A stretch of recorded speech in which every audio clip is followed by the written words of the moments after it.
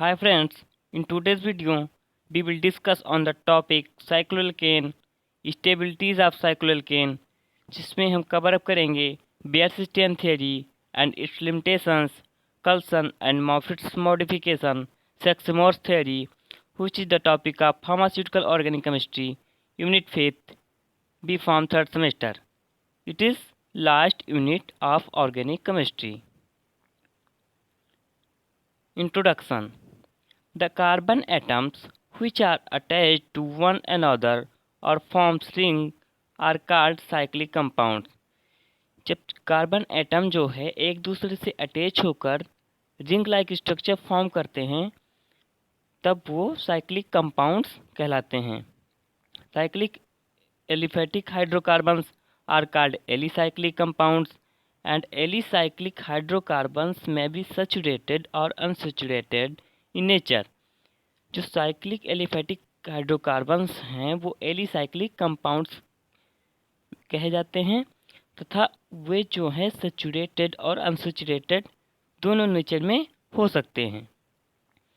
Saturated alicyclic compounds are called cycloalkanes. उसमें जो saturated alicyclic compounds हैं उनको साइक्लोएल्केन्स और साइक्लोपैराफिन्स कहा जाता है. The general molecular formula for cycloalkenes is CnH2n.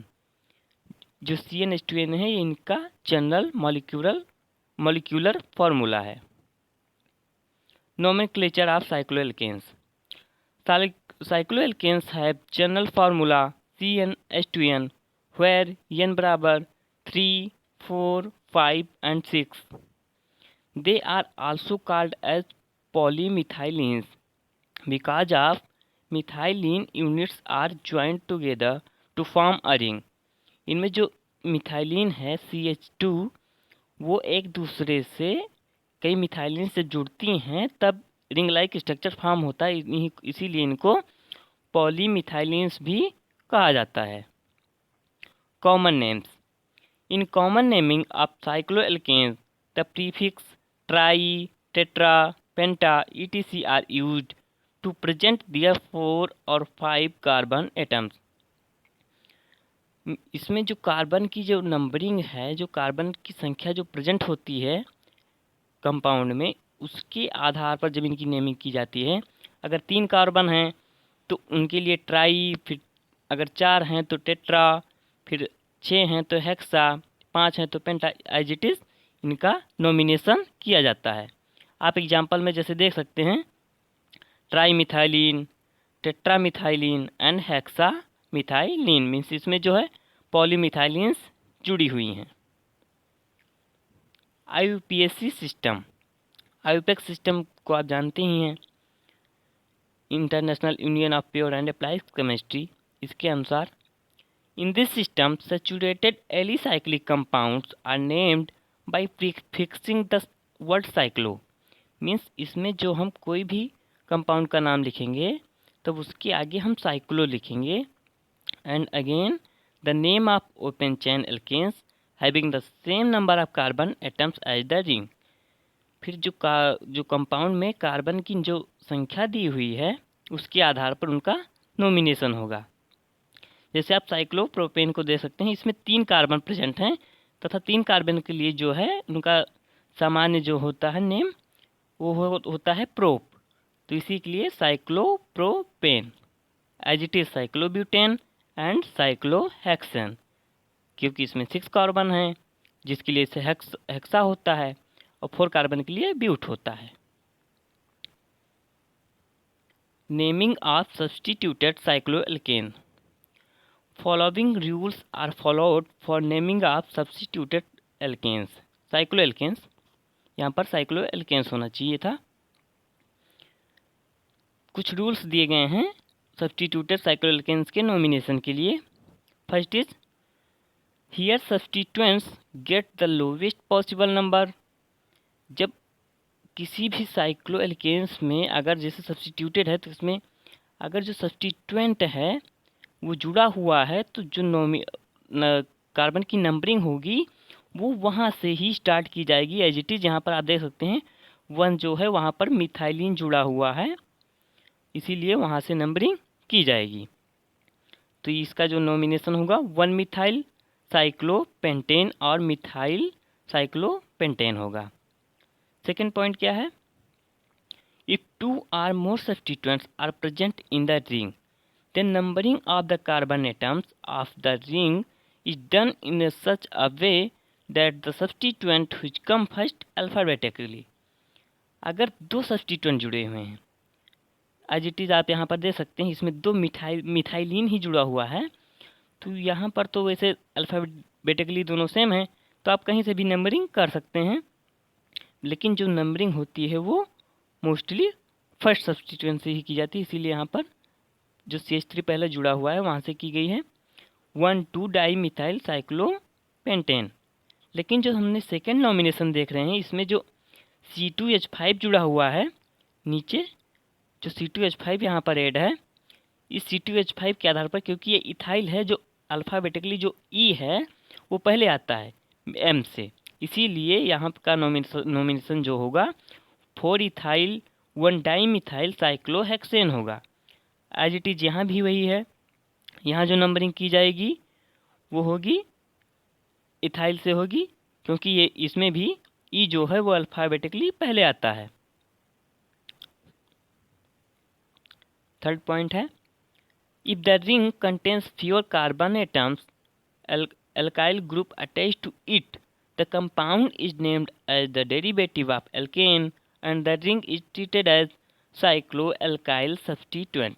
इसमें जैसे साइक्लोएल्काइल सब्स्टिट्यूएंट मीन्स अगर जो सब्स्टिट्यूएंट हमारा जो जुड़ा है, जो रिंग आकर जुड़ी है साइक्लोएल्केन की, उसको हम पहले ऐड करेंगे, उसके बाद जो नॉर्मल नेम होता है एल्केन का उसको हम लिखेंगे, otherwise it is named as derivative of cycloalkane.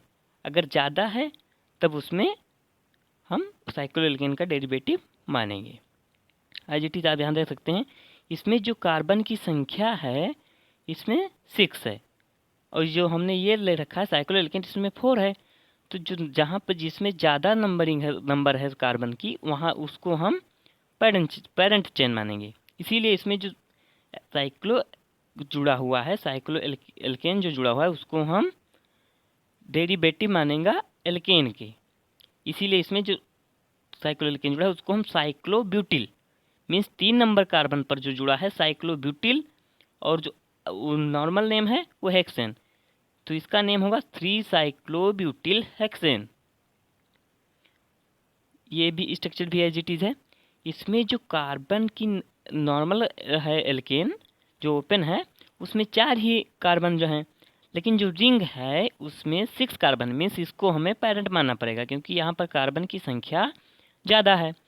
तो इसका जो नॉमिनेशन होगा, पहले हम 1 मिथाइल प्रोपिल मीन्स जो बेंजीन के 1 से इतना जुड़ा हुआ है 1 मिथाइल प्रोपिल, और तथा जो 1 मिथाइल प्रोपिल है उसके साथ एक मिथाइलिन जुड़ा हुआ है, तो उसके साथ 1 डैश मिथाइल वो भी हम ऐड करेंगे तथा साइक्लोहेक्सेन लिख देंगे। 4 point, if side chain contains a multiple bond और a functional group, the alicyclic ring is treated as the substituent irrespective of the size of the ring. Means अगर जो साइक्लिक कंपाउंड है वो अगर मल्टीपल बॉन्ड को attach, जो multiple bond से अगर अटैच है, तब उसका नॉमिनेशन कैसे होगा आप यहाँ पर देख सकते हैं। एज यहाँ पर जो साइक्लोप्रोपेन है उससे मल्टीपल बॉन्ड, जैसे यहाँ पर डबल बॉन्ड जुड़ा हुआ है, तो जो इसकी नेमिंग होगी वो ग्रुप से होगी, क्योंकि इसमें जो एल्कीन ग्रुप प्रेजेंट है, तो इसमें जो ग्रुप प्रेजेंट है वहाँ से इसका नंबरिंग की जाएगी, तथा जो साइक्लोएल्केन है होगा हमारा, उसको हम नॉर्मल नेम से लिखेंगे इसमें एज 3 साइक्लोप्रोपिल, जो इसका नाम नॉर्मल नेम है, तथा प्रोप 1 इन, इसमें एक जो नंबर कार्बन पर जुड़ा हुआ है इन, उसको हम प्रोप 1 इन से दर्शाएंगे। एंड सेकेंड स्ट्रक्चर में भी आप देख सकते हैं, इसमें 3 साइक्लोहेक्स लिया गया है क्योंकि इसमें जो 3 नंबर कार्बन पर है वो ई एल्कीन का ग्रुप जुड़ा हुआ है, इसको भी एज इट इज लिखा गया 4 साइक्लोहेक्सिल ब्यूट 3 इन 2 ओन।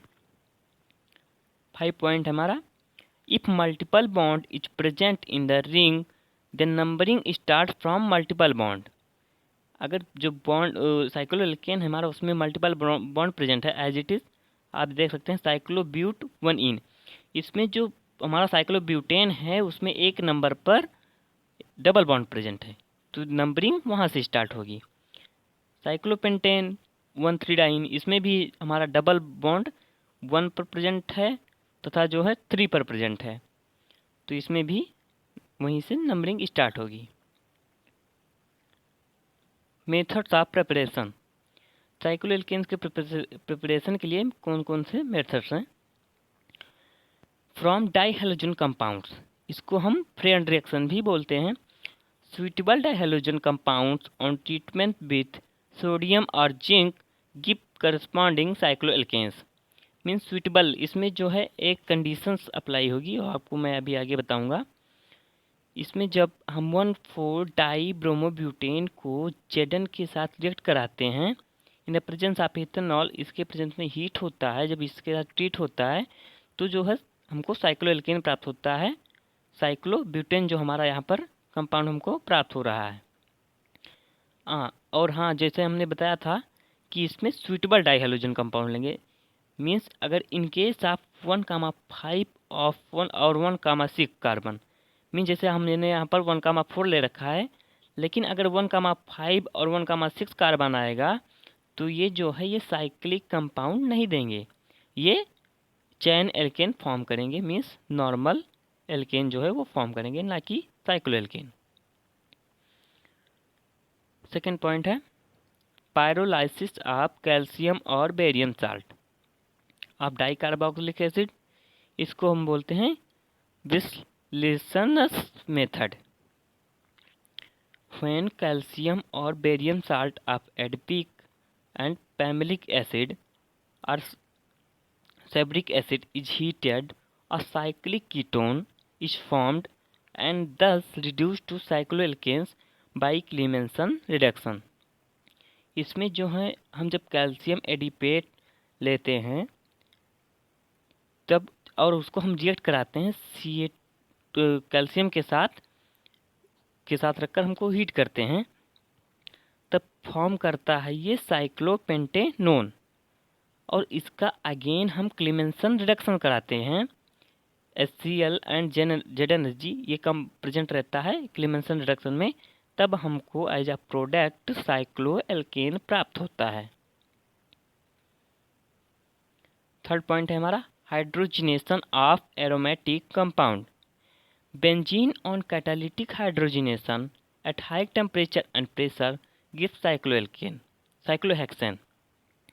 जब बेंजीन को हम हाई टेम्परेचर और प्रेशर के प्रेजेंस में कैटालिटिक हाइड्रोजिनेशन कराते हैं at the temperature of 573 kelvin 573, तब हमको प्राप्त होता है साइक्लोहेक्सेन।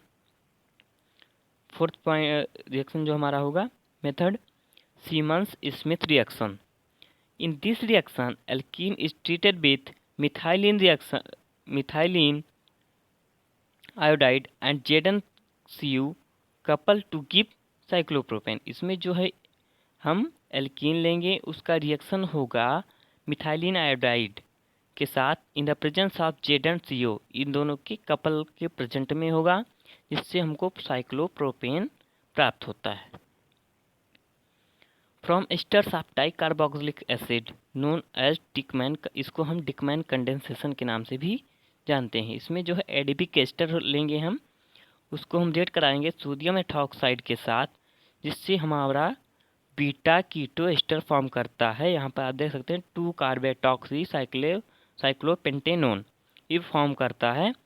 इसको जो है फर्दर इसका जो हाइड्रोलिसिस कराते हैं, तो यहाँ पर जो ये स्ट्रक्चर हमने दे दिया है, यहाँ पर ये स्ट्रक्चर नहीं होगा, यहाँ पर जो COOH होना चाहिए, यहाँ पर होना चाहिए H, यहाँ पर H होगा तब सही होगा, थोड़ी मिस्टेक है। तो जब यहाँ पर COH होगा हाइड्रोलिसिस के बाद, तो ये इसका अगेन जो है जब यहाँ पर जो साइक्लिक पेंटेनोन फॉर्म हो रहा है, इसका हम क्लेमेंसन रिडक्शन कराएंगे। जब क्लीमेंसन रिडक्शन होगा तो हमको साइक्लोपेंटेन एज अ प्रोडक्ट प्राप्त होगा। Physical properties of cycloalkanes. At room temperature cyclopropane and cyclobutane are gases and remaining cycloalkanes are liquid. Room temperature पर जो है साइक्लोप्रोपेन और साइक्लोब्यूटेन जो हैं वो गैसेस हैं, तथा जो बचे हुए हैं साइक्लोएल्केन्स वो क्या हैं, लिक्विड फॉर्म में होते हैं। With increase in molecular weight cycloalkanes melting सब boiling point increase gradually. Means जब इनका जो है मॉलिक्यूलर वेट बढ़ता है, मॉलिक्यूलर वेट का ऑर्डर, तब ये धीरे धीरे जो है इनका बॉइलिंग तथा मेल्टिंग पॉइंट इंक्रीज होता है क्रमशः। Insoluble in water but soluble in ether सा इथेनॉल। ये जो साइक्लोएल्केन्स हैं वो ईथर और इथेनॉल में सॉल्युबल हैं, बट जो वाटर है इसमें ये इनसॉल्युबल है। Chemical properties. मॉलिक्यूलर फार्मूला जो इनका होता है वो CnH2n होता है। इट इंडिकेट्स, जो मॉलिक्यूलर फार्मूला है वो इंडिकेट करता है that they should be unsaturated in nature, कि ये जो है नेचर में अनसैचुरेटेड हैं, and should resemble to alkenes. However due to their cyclic nature they resemble to alkanes in their chemical properties। क्योंकि जो इनका नेचर है वो एज इट इज़ एल्किन्स की तरह होता है, जिसके लिए इनकी जो केमिकल प्रॉपर्टीज़ होती है उनसे समानता प्रदर्शित करती है। सब्स्टिट्यूशन रिएक्शन, जो इनकी केमिकल प्रॉपर्टीज़ है उसमें रिएक्शन है, ये हो गया था आपका फ्री रेडिकल सब्स्टिट्यूशन रिएक्शन इसमें होता है।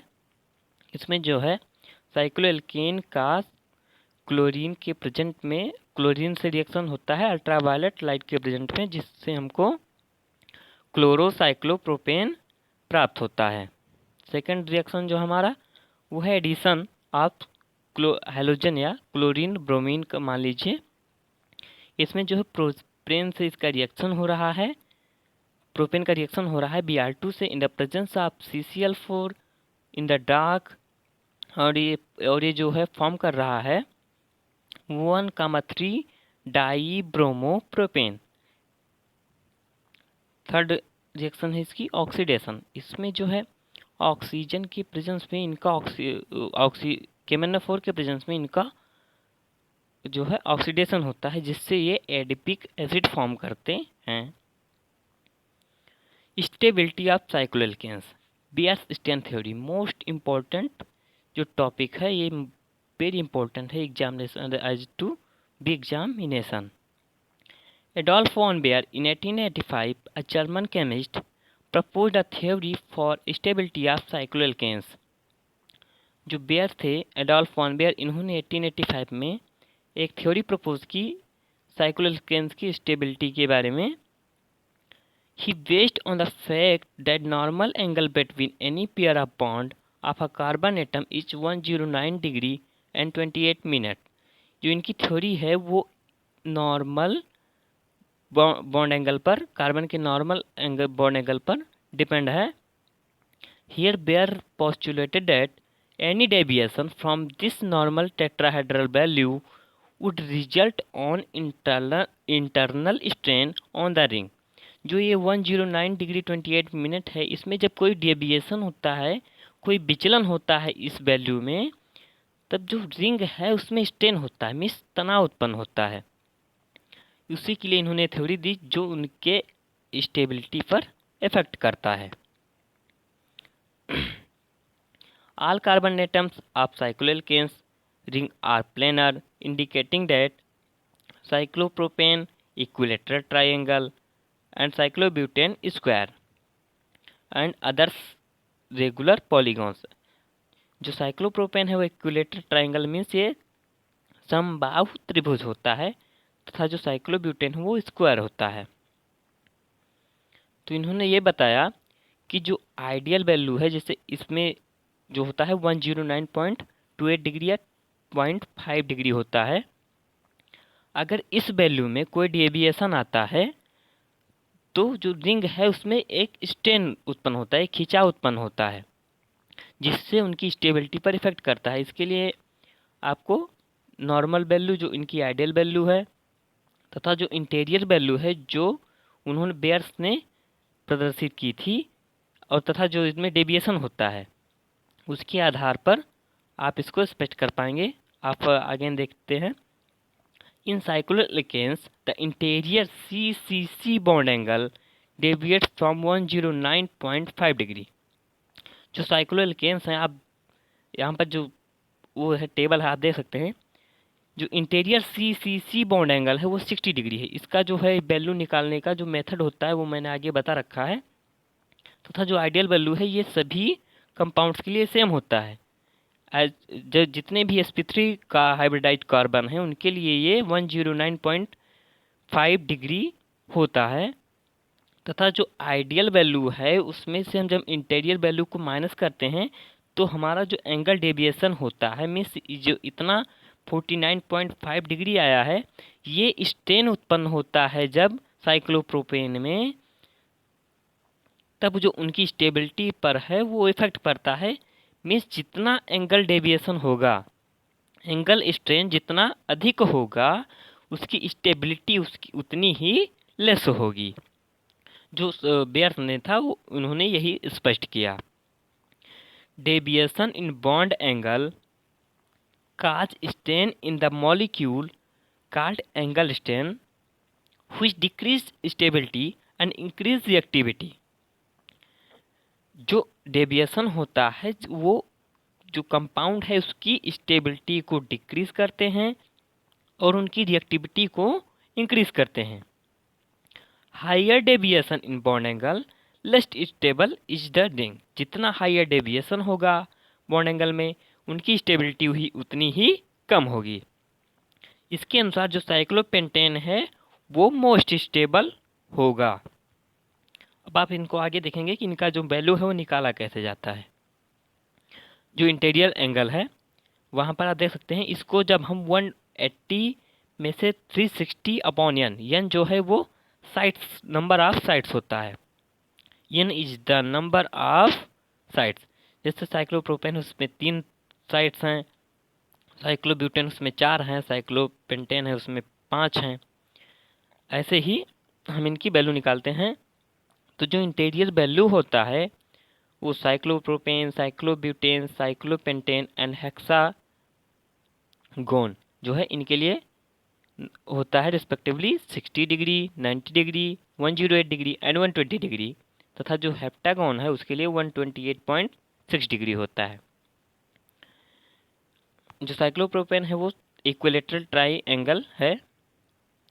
इसके अनुसार जो है जो बेयर्स ने दिया उसके अनुसार जो साइक्लोपेंटेन है वो मोस्ट स्टेबल होगा, एंड जो साइक्लोहेक्सेन है वो लेस स्टेबल होगा in comparison to cyclopentane and cyclobutane and cyclopropane. Means ये इनका स्टेबिलिटी का डिक्रीजिंग ऑर्डर है। मीन्स साइक्लोपेंटेन सबसे मोस्ट स्टेबल है। Limitations of Baer's strain theory. This theory is partially correct. जो ये थियरी है ये बहुत कम करेक्ट है, क्योंकि इसमें जो है ये केवल साइक्लोब्यूटेन और साइक्लोप्रोपेन की ऑर्डर को ही सही स्पष्ट कर पाया है। इसमें जो साइक्लोब्यूटेन है वो मोस्ट स्टेबल है इन साइक्लोप्रोपेन। लेकिन जो इसने बताया है कि साइक्लोपेंटेन और साइक्लोहेक्सेन की जो बताया है कि साइक्लोपेंटेन जो है वो अधिक स्टेबल है इन कंपैरिजन टू साइक्लोहेक्सेन, ये इनकरेक्ट है। जो रियलिटी है उसमें जो होता है साइक्लोहेक्सेन ज़्यादा स्टेबल होता है एज टू साइक्लोपेंटेन, ये है जो है करेक्ट होता है। एंड सेकंड पॉइंट क्या है, intermediates higher ring size are very strained. इन्होंने जो ये बताया कि जो इंटरमीडिएट हैं और हायर रिंग साइज के हैं वो बहुत ज़्यादा स्ट्रेन होते हैं, बहुत ज़्यादा तनाव में होते हैं, उनमें जो स्ट्रेन होता है वो बहुत अधिक होता है। बट जो रियलिटी है वो ये है कि जो साइक्लोएल्केन्स हैं of intermediate ring size have only modest, means उसमें जो बहुत हल्का स्ट्रेन होता है, and 14 above carbon containing rings R strain free. Means जो 14 कार्बन से अधिक के कंपाउंड्स हैं वो स्ट्रेन फ्री होते हैं। जो रियलिटी है वो ये है, यहाँ पर जो बेयर्स का थ्योरी था वो फेल हो गया। According to Baeyer's theory the incorrect condition given up and correct also. आप जैसे ऊपर मैंने दे रखा है, in alkenes angle strain is very large, so it should be difficulty to form the double bond according to Beer's theory, but C double bond forms easily। जो alkenes हैं वो अगर बेयर्स क्रिस्टियन थ्योरी के आधार पर देखा जाए तो उनको डबल बॉन्ड फॉर्म करने में डिफिकल्टी होगी, लेकिन वो जो जो सी डबल बॉन्ड सी है वो इजीली फॉर्म करते हैं। यहाँ पर इसकी भी व्याख्या वो जो बेयर्स का थ्योरी था वो नहीं कर पाया कि कार्बन जो है इजीली बॉन्ड फॉर्मेशन कर सकता है। Coulson's Moffitt's modification. एज पर Baeyer's theory, the bond angles between carbon-carbon bond is to less 60 degree in cyclopropane. It is very less than the ideal stable angle of 109 degree as per the sp3 hybridization of the carbon atoms। जो bears theory है उसके अनुसार जो है cyclopropane का जो angle होता है वो 60 डिग्री उन्होंने बताया। इसके ऊपर जो कर्सन और मॉफिट्स ने एक मॉडिफिकेशन दिया कि उनकी जो नॉर्मल वैल्यू है वो 109 डिग्री है एज sp3 हाइब्रिडाइजेशन के अनुसार। तो इसके लिए उन्होंने ये दिया कि जो कर्सन और मॉफिट उन्होंने ये सजेस्ट किया कि इसमें जो है रीहाइब्रिडाइजेशन होता है, जिससे जो साइक्लोप्रोपेन होते हैं जब उनका सी बॉन्ड होता है वो बेंड कर जाता है, मीन्स थोड़ा मुड़ जाता है बाहर की तरफ। So the bond angle becomes 104 degree, जिससे जो बॉन्ड एंगल है वो 104 डिग्री होता है, जो consequently reduce the level of, जो रिंग स्ट्रेन को कम करता है। Bonds are called as bent bonds, सब banana bonds, and theory known as bent bond theory. जो इन्होंने मॉडिफिकेशन दिया उसको हम बेंट बॉन्ड थ्योरी के नाम से जानते हैं। यहाँ पर भी जो बेयर्स का थ्योरी था वो फेल हो गया, क्योंकि उनके अनुसार जो है वो 60 डिग्री होना चाहिए साइक्लोप्रोपेन का, लेकिन जो मॉफिट्स मॉडिफिकेशन है वो 104 डिग्री है, जो कि 109 डिग्री 28 मिनट के काफ़ी नज़दीक है, उस वैल्यू से काफ़ी नज़दीक है। सो यहाँ पर बेयर्स का फेल हो गया थ्योरी, जो आप देख सकते हैं कैसे यहाँ पर जो है वो बेंड करता है। जो गुड ओवरलैप होता है उसमें जो एक्सिस है उस एक्सिस से दोनों प्रॉपर अटैचमेंट कर रखे हैं, ये होता है स्ट्रॉन्ग बॉन्ड होता है। लेकिन इसमें जो है वो 60 डिग्री होता है एज पर बेयर्स स्ट्रेन थ्योरी। लेकिन जब ये जो है हल्का बेंड करते हैं, मीन्स मुड़ जाते हैं, तो यहाँ पर आप देख सकते हैं एक्सिस से बहुत हल्के हल्के वो बाहर निकले हुए हैं। यहाँ पर जो उनका एंगल होता है वो इस एक्सिस से होकर इस एक्सिस तक 104 डिग्री हो जाता है, और जो ये ओवरलैप होता है वो पुअर ओवरलैप होता है, जिससे जो इनकी स्टेबिलिटी स्ट्रेन है वो कम होता है तथा स्टेबिलिटी जो है इनकी बढ़ती है। इसको हम बेंट बॉन्ड थ्योरी भी बोलते हैं। और जो बेंट बॉन्डिंग है वो एज इस तरह से होती है, वो बाहर निकलते हैं, जो यहाँ पर बॉन्ड बनते हैं वो बेंट बॉन्ड होता है। Sachse Mohr's theory, theory of strainless rings. जो सक्सेमोर्स थे इन्होंने एक थियरी दिया जो स्टेनलेस मीन्स जो कंपाउंड होगा वो स्टेनलेस होगा। Sachse Mohr's theory, Sachse Mohr's propose the theory of strainless rings and Baeyer's theory get failed. यहाँ पर भी बेयर थियरी जो है वो फेल्ड हो गया, जो इनके थ्योरी आई उसके पर उस पर। इन साइक्लोएल्केन्स 6 और greater number of rings carbon ring atoms present in different plane to restore normal tetrahedral angle value। जो कार्बन एटम्स हैं साइक्लोएल्केन्स में, जो कार्बन प्रेजेंट होता है रिंग में, वो अगर हम डिफरेंट प्लेन में रखें और डिफरेंट साइज में रखें तो जो नॉर्मल टेट्राहेड्रल वैल्यू है वो उसके नज़दीक पहुंच जाता है। ये सक्सेमोर्स ने ये थ्योरी को बताया था। जो 109 डिग्री 28 मिनट है, अगर हमें उस वैल्यू के नज़दीक तक प्राप्त करना है तो हमको जो रिंग है, लेकिन इसमें जो है मोर देन 6 रिंग्स ही लिया गया, तो उन्होंने ये प्रपोज किया as proposed by Baer in planar form of benzene C C C bond angle is 120 degree, जो इन्होंने दिया था, जो कि 10.5 डिग्री ग्रेटर है than normal value. Normal value क्या है 109.28 मिनट, लेकिन जो इन्होंने दिया वो था 120, जो कि 10.5 है, वो ग्रेटर है नॉर्मल वैल्यू से। तो सक्स मोर्स ने ये बताया कि इन प्लेनर फॉर्म में जो होता है वो 120 डिग्री होता है, जैसे यहाँ दिखाया गया है। लेकिन जब वो डिफरेंट डिफरेंट प्लेन में आते हैं, एज ये जब वो पकड़ कर जाते हैं, जब वो सिकुड़ते हैं, तब जो उनका बॉन्ड एंगल है वो 109 डिग्री आ जाता है। ये जो है ये चेयर फॉर्म है, ये एक चेयर फॉर्म स्ट्रक्चर है। इस जब वो इस रूप में पकड़ करते हैं, में सिकुड़ जाते हैं, तब उनका जो एंगल स्ट्रेन होता है वो 109 डिग्री होता है। मीन्स ये एकदम फुली नियर है 109 डिग्री 58 मिनट्स के, जो आइडियल वैल्यू है सी सी बॉन्ड एंगल, जिससे जो इसका जो स्टेबिलिटी है वो हायर होता है। जो चेयर फॉर्म है more stable then board form है। यहाँ पर जो बोर्ड फॉर्म का स्ट्रक्चर दिया गया है, लेकिन जो चेयर फॉर्म है ये वाला, इस स्ट्रक्चर से जो है ये मोस्ट स्टेबल है।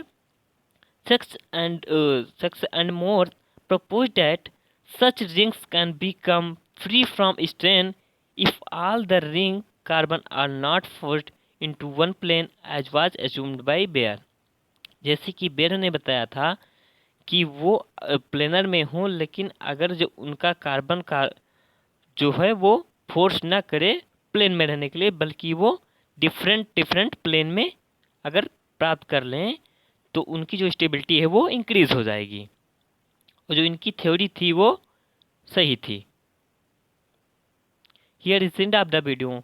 Thanks for watching. Like and share my video and subscribe my channel Pharmagist D.